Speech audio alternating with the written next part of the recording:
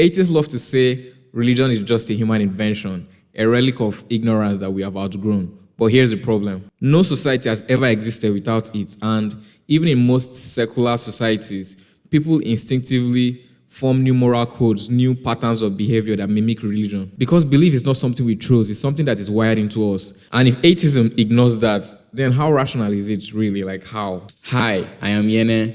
In this video, I'm going to be illustrating using science and reason why atheism is ultimately unintelligible. And at the end of this video, you realize why, atheists walk around thinking that they occupy the intellectual high ground in this debate, but it's really not the case, and it's surprising that they even think so. If you enjoy critical analysis and deep thinking, this is the video for you. So buckle up, you enjoy the ride.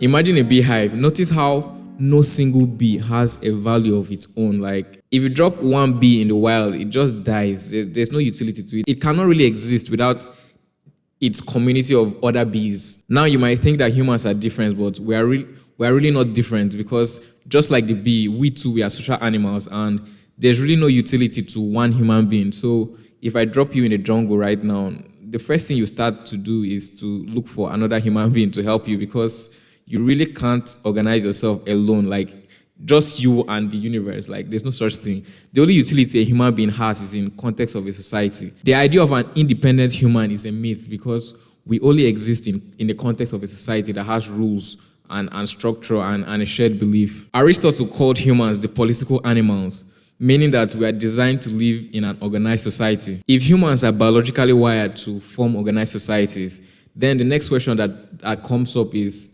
what holds the societies together? Every herd animal has an instinct that organizes them in such a way that they can function and cooperate within the group.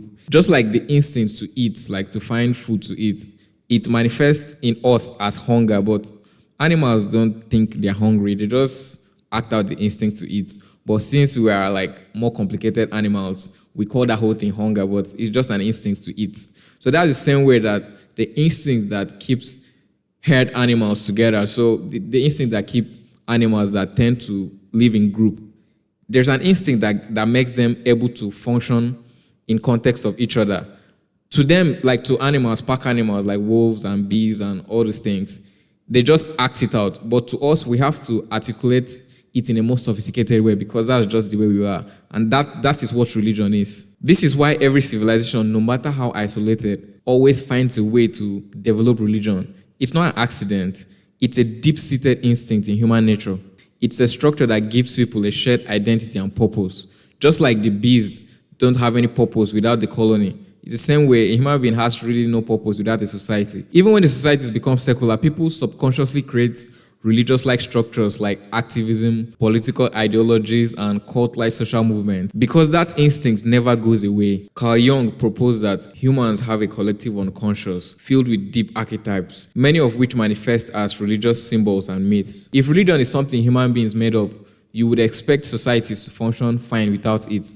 But anytime religion declines, some other thing takes its place, whether it's political fanaticism or secular ideologies or new age spirituality. Like something else takes its place. That position of religion never stays vacant. Atheists assume that we don't need religion, but the evidence suggests that we act like we really can't get rid of it.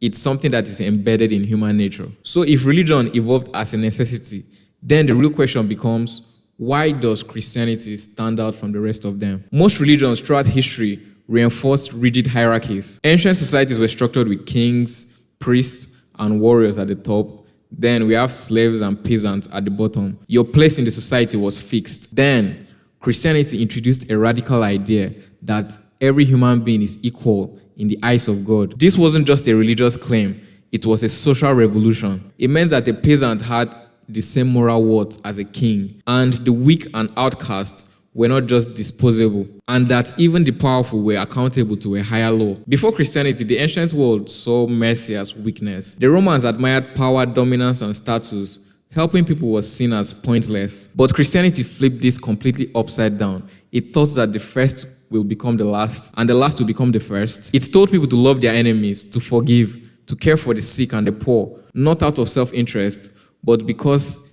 each person has an inherent worth. It led to concepts like human rights, democracy, and even the moral framework that secular societies today take for granted. Dostoevsky argued that without Christianity, morality becomes arbitrary and power becomes the only guiding force. So if Christianity has this unique transformative power, the next question becomes, is it just a human construct, or are we tapping into something real? We have established that humans are wired to form societies, that religion is an unavoidable part of human nature, and that Christianity uniquely shaped our moral values. But let's take this a step further. What if religion is just not an expression of an instinct, but a connection to something real? Have you ever noticed that across different cultures, people independently come up with similar religious and moral ideas? The concept of a divine moral order where good and evil are not just based on human opinions, but objective realities exist in almost every civilization. Christianity takes this a step further. It doesn't just say there is a moral order, it says that that moral order became flesh